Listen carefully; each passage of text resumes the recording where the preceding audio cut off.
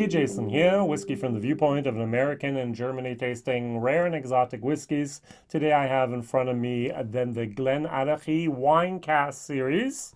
And the bottle that I'm going to talk about today is the 11-year-old Grattamacco wine cask finish. And then the next one that I'll be talking about is the Sauternes 12-year-old. And then following that, it will be the 13-year-old Rioja wine cask finish. Yay!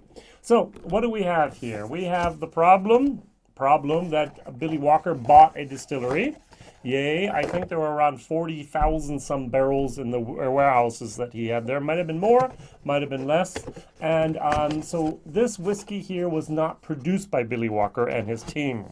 So as soon as they produce their own whiskey, I am sure that there's going to be bells and whistles and firecrackers and fireworks and a lot of press releases, and we will know.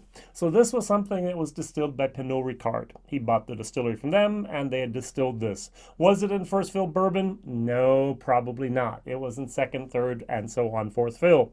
And then he came along and said, well, I'm going to take this spirit that I found there, and I'm going to use the word pimp my ride. So I'm going to make it a little bit better. Oh, use the right glass, Jason.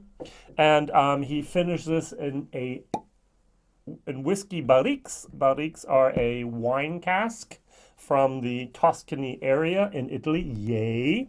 That is going to be my question here. What other whiskeys do you know that actually have put the name of the vineyard on the bottle of that region in Tuscany or in Italy or in France or Spain and so on? All right, so what we have here is a certified organic super Tuscan barriques made from French oak from the Grattamacco winery. The Grattamacco winery was founded in 1977. Doesn't seem like it's that old to me. And then since 2001, Claudio Tipo, he's from Sicily and he's taken over, and he actually has created a wonderful brand of deep red wines, mainly Cabernet Sauvignon, and a lot of other things, some Merlots, some other things as well in there. And so this is what he's doing. It's absolutely fabulous. And somehow Billy Walker got his hands on some of these casks. Now, I did a little bit of the math. A barrique is about 225 liters. Casks are not norm. They're not 100% correct in the size or the volume, so they fluctuate. It could be 220, it could be 230, but on average 225. So what you get out of a 225 is basically around 400 bottles of spirit at 48%. This is 48%, non-chilled filtered, no color added. Thank you very much, Billy Walker. Look at the color. You can almost see the peachness in here. So look at that. That's not normal. That's peach. I like. And so so in order to get 6,000 bottles, which we had of this approximately, you need around, my calculations are about 14 barrels. I'm going to just say about 15.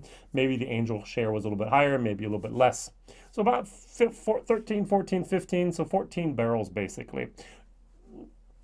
You can fit 14 barrels in a nice container and send them any place in the world if you want. Very, very nice.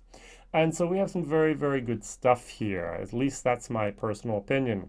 So we have Whiskybase number 182506. It's the bottled 2021, 11 years old, 48%. Around 60 euros over here in Germany is what we're paying for it at the moment. So what other product from GlenAllachie are we paying about 60 euros for at the moment? Well, in Germany, it's the GlenAllachie 15.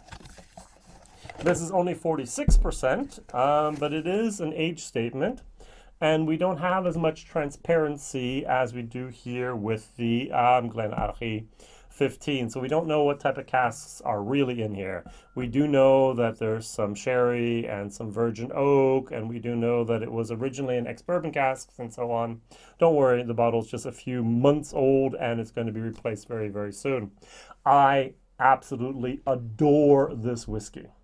I think this is one of the best values for money at the moment out there for taste as well as for price. If you can get your hands on the GlenAllachie 15, do it. Now this, on the other hand, is something I've only had once in the video right before this, so about 10-15 minutes ago.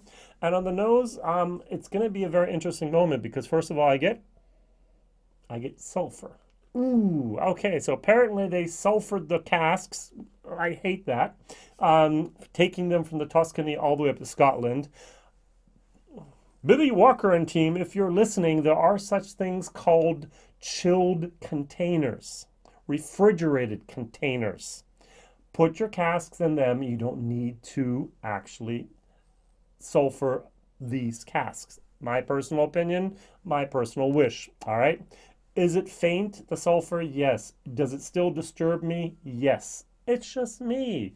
Maybe a few other people, but there's enough people out there that kind of do think that sulfur does not belong in the cask. Now behind that, I get peaches. I get strawberries. I get a nice little tiny little bit of milk chocolate. This is an interesting whiskey. So what I'm going to do is I'm going to deduct a point on my scale down. So if it would have been, let's just say this is an A+ whiskey, it's not going to be an A whiskey. All right, if it was a B+, it's going to be a B. If it's a C+, it's going to be C, and so on. You understand the system, all right? Because of that sulfur moment. Other people I know haven't detected it at all. It's like, hey, this is great. It's like, don't you know? Okay, it might just be me that I'm oversensitive to things like that. All right, very, very good. So what he did is Billy Walker left his whiskey that he bought from Pinot Ricard in the casks for about 9 years. He took it out and put into these fabulous Tuscany organic certified casks and let it in there for 2 years. He bottled it at 48%. Thank you very much. 46 would have been enough. No, Billy Walker says 48. Bam.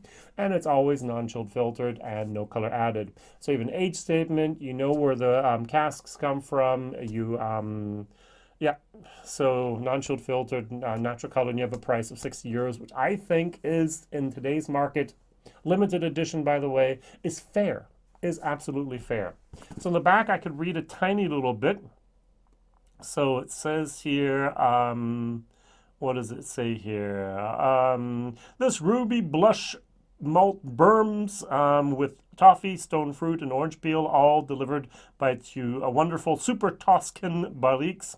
Following a medium level of toasting, Grattamacco wines are produced in the beautiful Jahre area of Tuscany in Italy. The certified organic barriques were carefully selected from our chosen winery and then bottled at their finest when the influence from both the distillery and the wood reached perfect equilibrium. Ooh. I'm not sure if it was perfect equilibrium because they had three things at the same time, but who knows. So on the nose, we could have waves of honey, peaches, and apricots with toffee, almonds, and orange peel. I definitely get that orange peel in there as well. So just to compare the colors here, you do see this has a little bit of a peachy type of moment, and this is much, much darker, the 15, because of the sherry and the virgin oak influence. Cheers.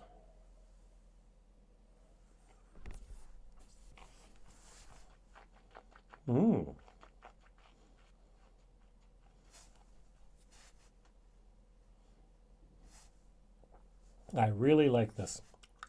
This would have been a B- if it had not been for the sulfur. So it's a C+. I get a tingling type of sulfur moment on my tongue. And behind that, I have this wonderful, for me, it's a strawberry, like a strawberry punch type of moment. I have the peaches, I have the cherry, I have the orange peel, I have a tiny little bit of a wood moment going through there, that dark chocolate coming in. The 48% with 11 years are actually wonderfully harmonious. This is a very well-made whiskey. Thank you. I'm really looking forward to the other two. I did a series on the Virgin Oak series from GlenAllachie with their French and Spanish and with their Chinkapin. The Chinkapin was interesting, okay, but the other two were just, they're over-oaked way too much. Talking about equilibrium, nope. Here, absolutely good. Well done, well done. Adding just a tiny, tiny little drop of water here.